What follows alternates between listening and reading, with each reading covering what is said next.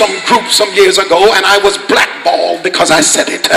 I said, if you cannot preach Jesus and preach the gospel in Somalia as you preach it in America, it is not gospel.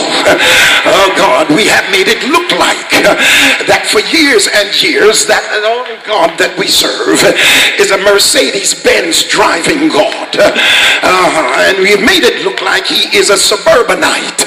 He cannot be an inner city God, because if you don't have the wealth, the health, and the prosperity, then you cannot have a relationship with God. I want to tell everybody around the world, you don't have to be rich to know God. You don't have to be poor to know God. You don't have to be out to know God, but you don't have to be in to know God. He's for those that are on the in. He's for those that are on the out. He's for those that drive Mercedes. He's for those who take the bus. It does not matter what you wear, because we made him out to be a Louboutin God, or a Givenchy God, or a Gucci God, or a Mercedes God, or a Rolls Royce God. But I got news for you. I can walk into my one-room house with the bathroom and the everything in the same place and serve up some praise and feel the presence of the mighty God stepping into my house. Oh, I feel it in here. That's why I praise him. That's why I lift him up. That's why I glorify. For there's only one name given among men whereby we must be saved. And the last time I checked, it was Jesus. Somebody holler Jesus. Don't get me started. So he cannot be trapped by culture because of this inner principle of identity, and because he transcends the many alterations in human culture and even in self-understanding. He's not limited to your neighborhood, and he's not limited to my neighborhood, because Christianity does not consciously call any or recognizes any situation as normative. When he came into the world, it was upside down. Wherever he went, it was upside down. The rich were upside down. The poor were upside down. The religious folk were upside down.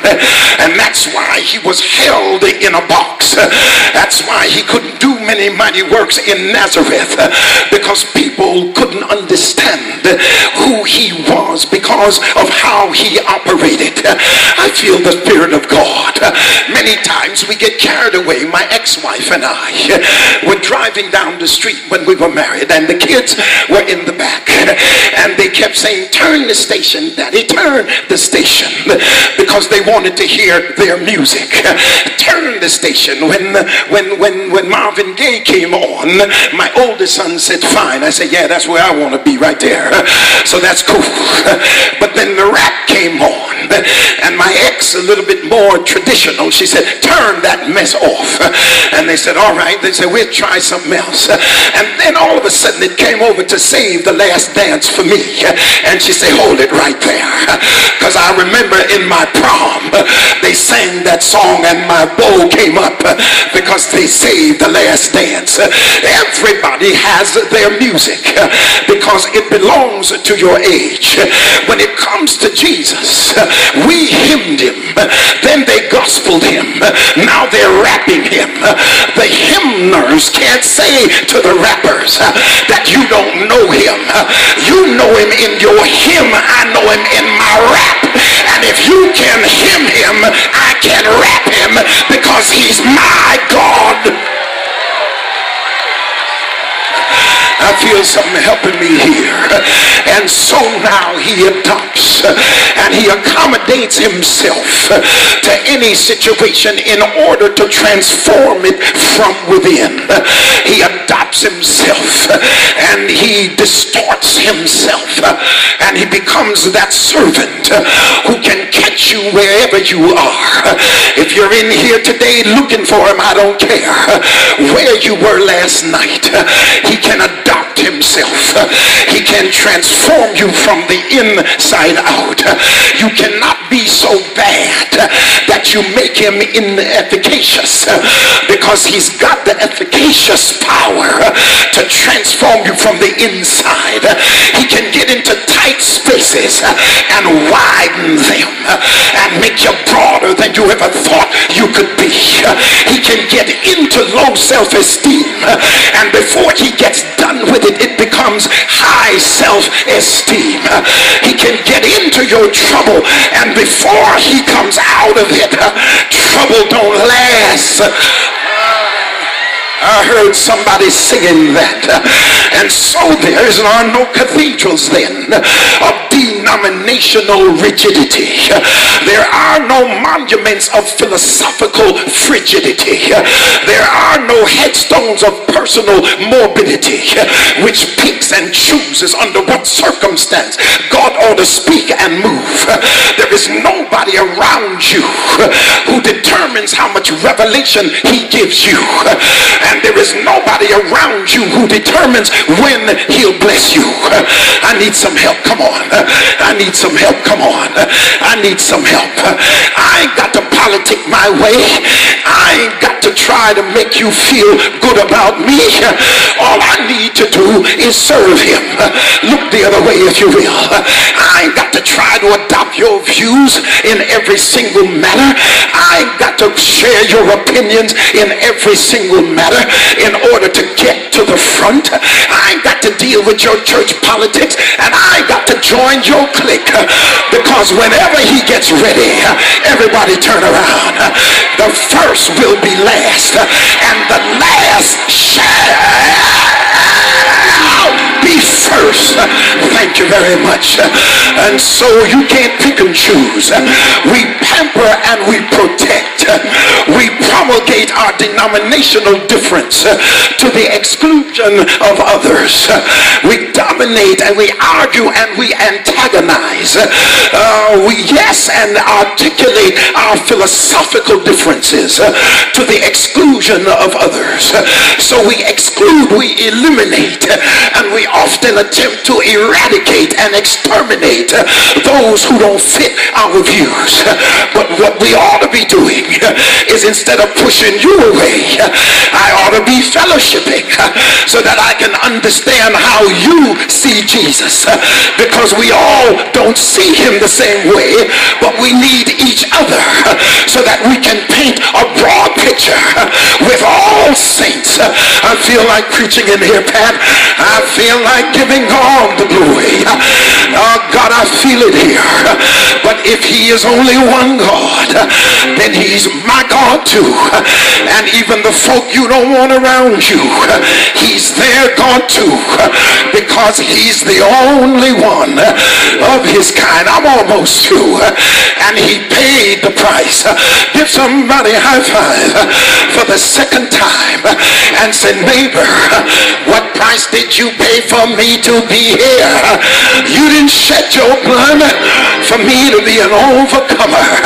You didn't shed your blood to take away my sins. He was in the form of God, but he thought it not robbery to be equal with God, but made himself of no reputation. You so lofty that you don't want to shake hands with certain people. You so lofty that you don't want to deal with certain kind of folk.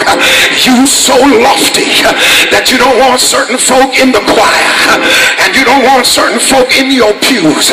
You so lofty, yet he was in the form of God, thought it not robbery to be equal with God, but put on himself the form of a servant and came down into my nasty world. I feel like preaching here. It seemed like he was so disguised, born in a manger, came to his own received him not, would not even deal with him. He was stripped of who he was, and God made him sin in order to deal with me.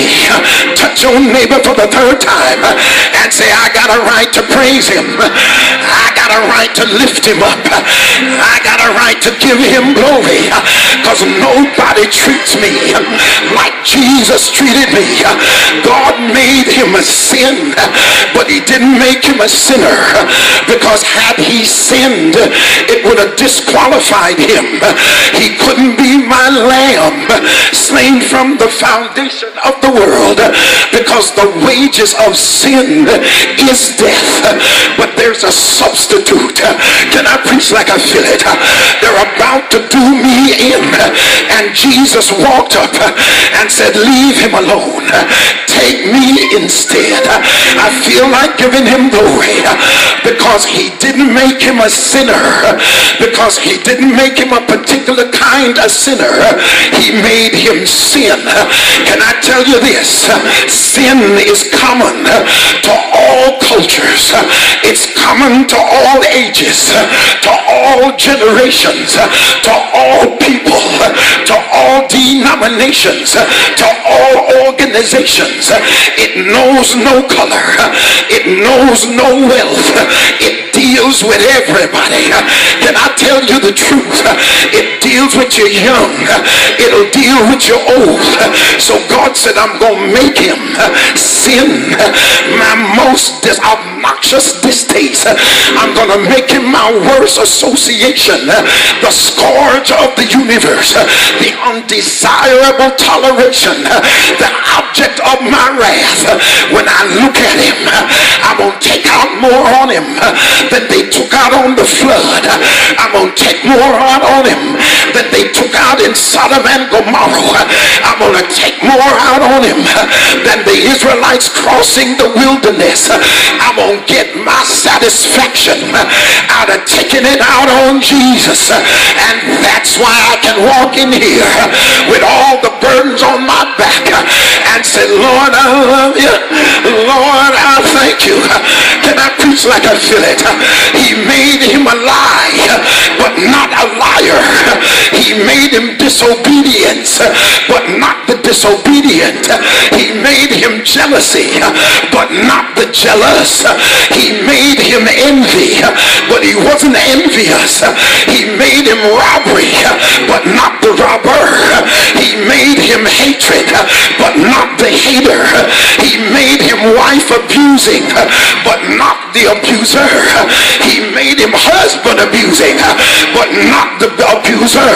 He made him fear, but not the fearful. He made him drug addiction, but he wasn't no junkie. He made him prostitution, but he wasn't a prostitute. He made him adultery, but not the adulterer. He made him fornication, but not the fornicator. He made him homosexuality, but not the homosexual.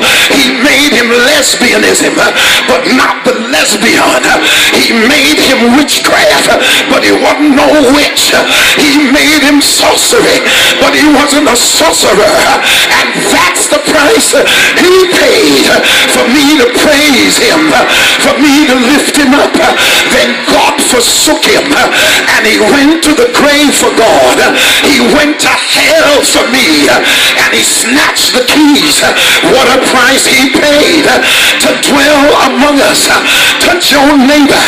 Said, I had to reach over God to touch you.